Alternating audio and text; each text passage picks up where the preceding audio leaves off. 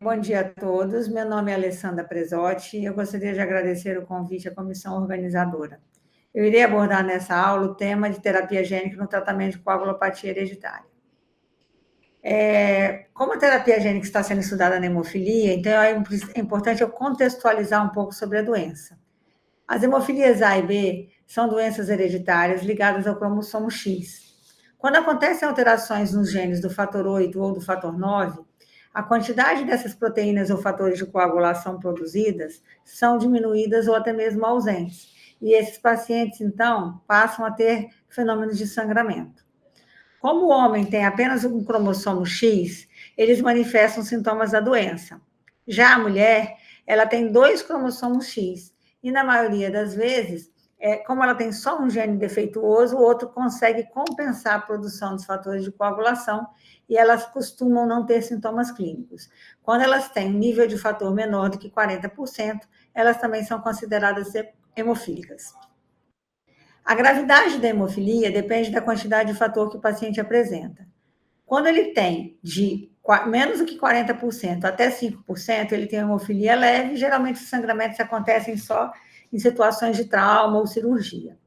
Quando ele tem de 1 a 5%, ele é considerado hemofilia moderada e ele pode ter ocasionalmente um sangramento espontâneo, mas geralmente os sangramentos mais graves são pós-trauma e cirurgia.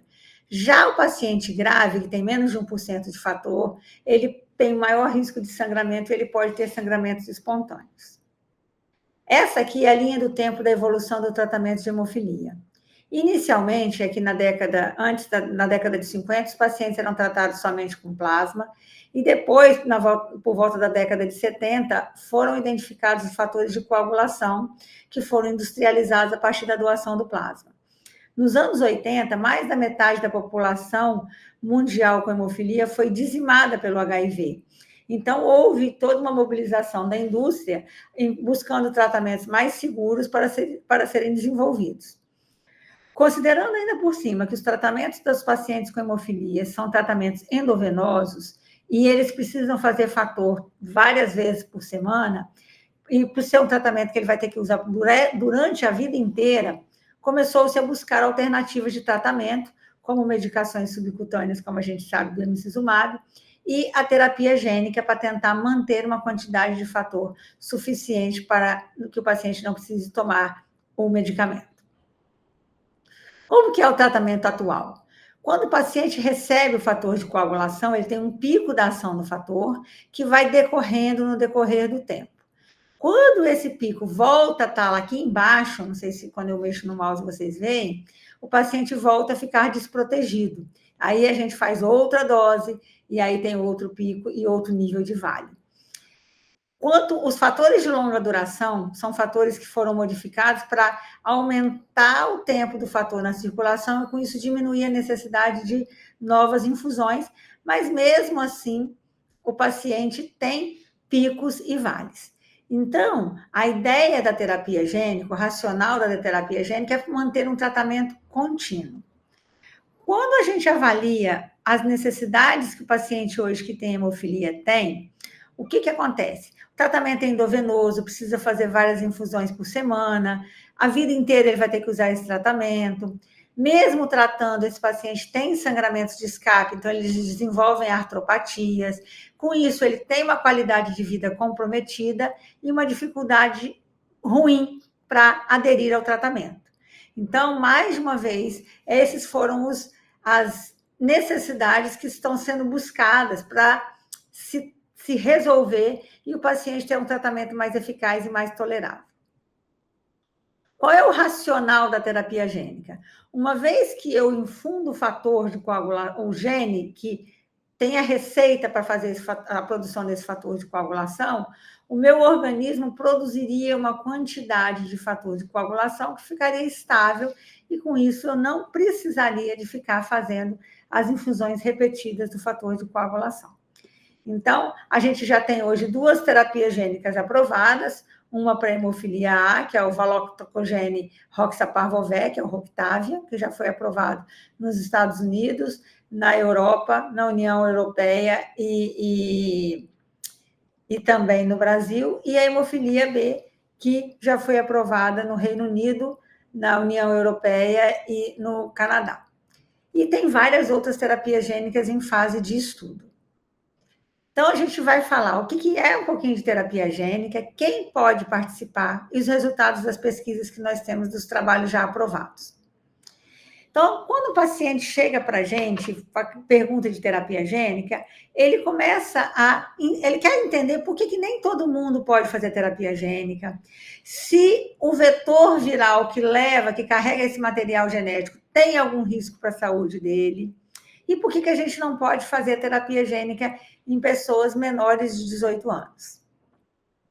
Então, existem 3 tipos diferentes de terapia genética. Uma é a edição do gene, onde eu vou tratar esse gene, esse defeito. Uma outra é uma terapia celular, onde é introduzido um gene funcional nas células do corpo. Eu pego, às vezes, uma célula do meu paciente, modifico e reintroduzo essa célula modificada no corpo. A gente tem utilizado isso para tratamento de câncer. E a transferência gênica, como, por exemplo, é o que a gente está fazendo na terapia gênica da hemofilia, onde eu pego o gene modificado, o gene funcional, e faço a infusão no meu paciente para que ele possa se alojar no fígado e começar a produzir o fator de coagulação. Quais são os objetivos da terapia gênica? Primeiro, a gente precisa desenvolver um gene funcional. Depois, esse gene funcional precisa ser transportado para o organismo, né? Então, de uma forma que ele não seja destruído até chegar ao fígado. Depois, eu preciso saber quem vai ser a pessoa que poderá receber essa terapia. E aí, eu vou fazer a infusão como se fosse um medicamento, como se fosse um remédio, um medicamento, que eu faço a infusão uma única vez endovenosa e vou monitorar a segurança e a eficácia desse paciente. Se nós simplesmente colocássemos esse gene diretamente na circulação, ele seria destruído pelas nossas células de defesa. Então, a gente precisa conseguir uma forma segura de entregar esse material genético no fígado para que ele comece a produzir o fator. Então, a gente usa cápsulas de vírus vazias, que são consideradas veículos ideais para esse transporte, e a gente não tem problema de ter nenhuma doença em relação a isso. Então, por que os vírus são utilizados? Os vírus conseguem entrar no nosso corpo com facilidade, então foi desenvolvido no laboratório uma forma da gente conseguir fazer a replicação desse vírus e utilizar apenas a cápsula viral ou o capsídeo, que é a mesma coisa, de vírus que são comuns na natureza e que não fazem mal à população. Então, a gente tem hoje 3 vírus que podem ser utilizados para a terapia gênica, que são o vírus adenovírus associado, o AAV, o adenovírus e o lentivírus. Como é que esse gene funcional é colocado no corpo? Como eu falei previamente, esses capsídeos contendo material genético, eles são infundidos através de um acesso venoso periférico e eles vão lá se alojar no fígado. No caso da hemofilia, por exemplo, ou em outros órgãos, para onde esse material genético for endereçado. E lá ele vai começar a produzir os fatores deficientes. Então, o destino desse material genético é na célula-alvo, no caso da hemofilia no hepatócito, e esse DNA que a gente coloca, esse gene funcional, ele não se junta ao DNA da célula, tá? Mas ele fica lá no núcleo da célula e passa a produzir a proteína funcional que a gente quer, no caso aqui, ou o fator 8 ou o fator 9, tá? Aqui o organismo continua produzindo a proteína normal ou ausente, mas a gente vai fazer a produção dessa proteína funcional através desse material que a gente infundiu. Então, atualmente existem vários estudos clínicos em fase 3, ou seja, nessa última fase aqui, que tem grupos maiores de pacientes, mas nós já tivemos, de 2 estudos de fase 3, um para hemofilia A e outro para hemofilia B, a aprovação de diversas agências reguladoras. Então, agora, a gente começa a fase 4, que é a análise dos pacientes que estão fazendo a terapia gênica pós a aprovação, para a gente avaliar os efeitos colaterais e a eficácia desse novo tratamento. Então, aqui a gente vê nesse mapa os países que estão participando de terapia gênica no mundo, tá certo? Os em vermelhinhos são estudos multicêntricos e os azuisinhos são iniciativas locais. Então, esse material da terapia gênica, primeiro, como eu falei antes, eu vou produzir esse material, eu vou conseguir um gene que funcione, vou colocar esse gene dentro desse capsídeo viral e eu vou invasar esse material e o cálculo é feito de acordo com o peso do paciente no dia da infusão. Então, esse paciente recebe uma única infusão, tá certo? Com o vetor contendo o gene funcional, e esse vetor vai aqui, no caso, para o fígado, chega no fígado, ele vai para dentro do núcleo do fígado, ele não se junta ao DNA da célula, e ele começa, então, a produzir as proteínas que a gente quer. Fator 8 na hemofilia A, fator 9 na hemofilia B. Eu vou mostrar aqui os resultados dos dois produtos de terapia gênica que já foram aprovados para hemofilia A e B. O da hemofilia A, o valoctocogene roxaparvovec, no estudo de fase 3 foram incluídos 134 pacientes com hemofilia A grave que não podiam ter tido inibidor, que é uma complicação da hemofilia, principalmente da hemofilia A. Esses pacientes não poderiam ter anticorpo contra esse vetor, porque como é um vírus que fica na natureza, às vezes 40% dessas pessoas já tem esse inibidor prévio, então ele não pode receber o vetor. Esses pacientes foram acompanhados 6 meses antes de fazer essa infusão da terapia gênica e o objetivo principal era mudar a quantidade de atividade de fator 8 após a infusão desse material genético.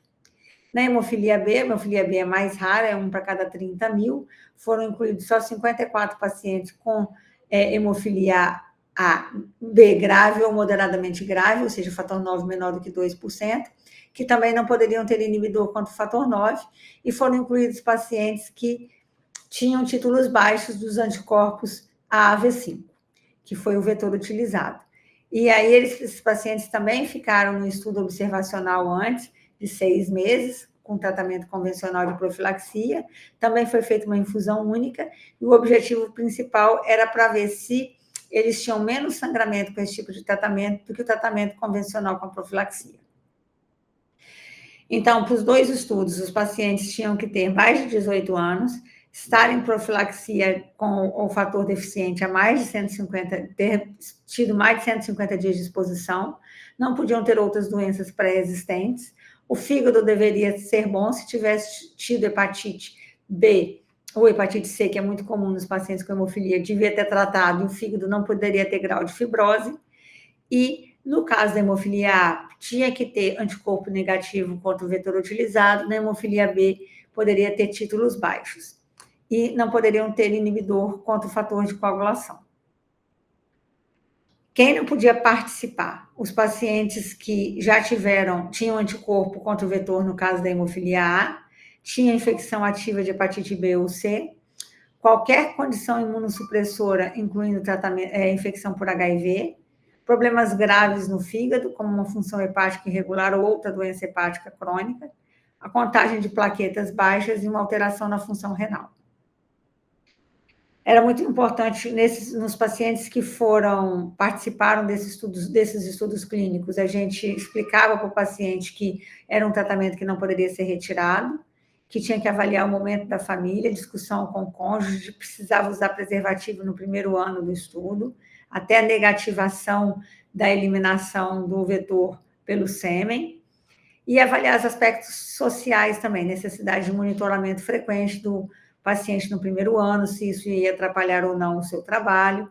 Consumo de bebida alcoólica tem que ser ausente no primeiro ano, mas a gente desaconselha o uso após esse período, e a gente conversava com o paciente, ele conversava com sua família e depois vinha para ver se queria participar ou não dessa terapia. Então, nesses estudos, o que a gente vê que os níveis do fator 8 e fator 9, eles, no caso do fator 8, ele tem um decaimento mas ele se mantém depois do segundo ano num platô, e no nível do fator 9, os níveis do fator são mais estáveis na hemofilia B. A gente vê uma redução significativa dos episódios de sangramento na hemofilia A, em torno de 77% e 64% de redução dos sangramentos na hemofilia B.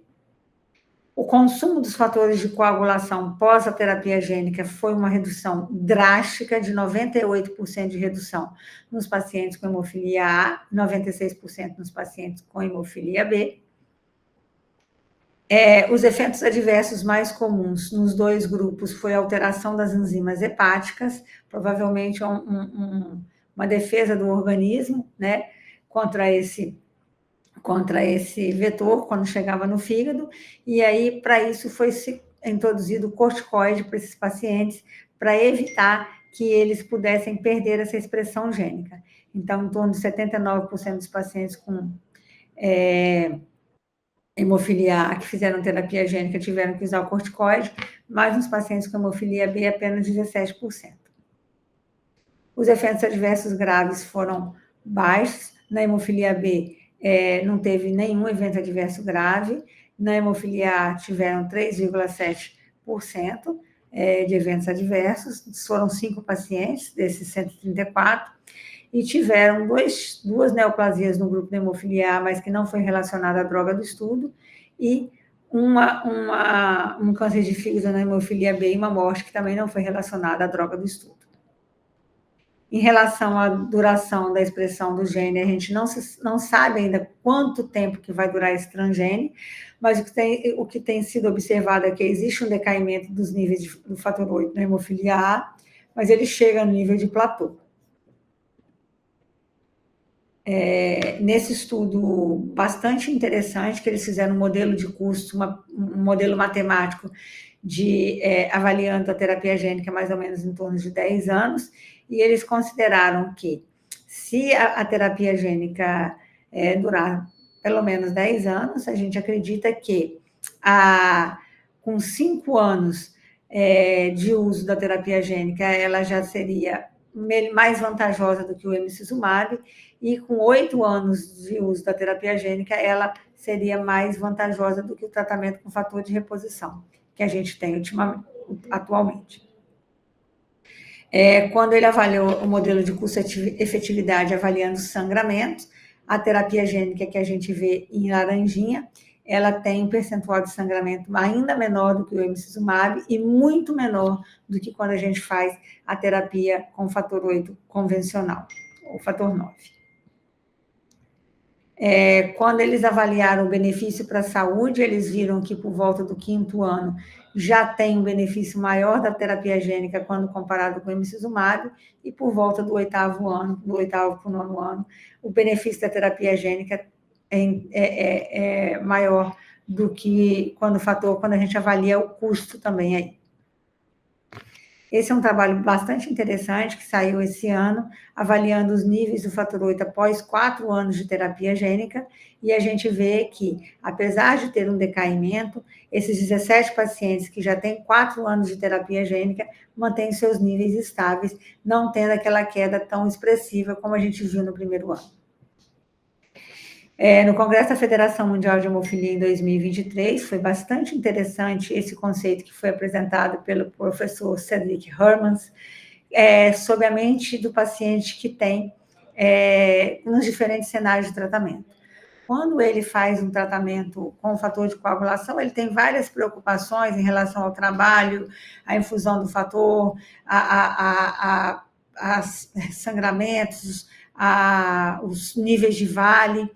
A partir do momento que ele vai utilizando uma terapia de não substituição, aqui no caso o emicizumab, essas preocupações já vão diminuindo, ele não tem tanta preocupação mais com o vale, ele tem ocasionalmente um sangramento, e ele ainda pode ter alguma preocupação em relação a quando fazer a infusão, quando for viajar, mas quando ele já passa a fazer uma terapia como a terapia gênica, as preocupações dele são bem menores. Ele ainda pode ter alguma preocupação com sangramento, ou até mesmo porque esses pacientes já têm uma artropatia isolada, mas a preocupação acaba ficando mais relacionada a infecções virais que ele possa pegar por algum outro motivo e em relação à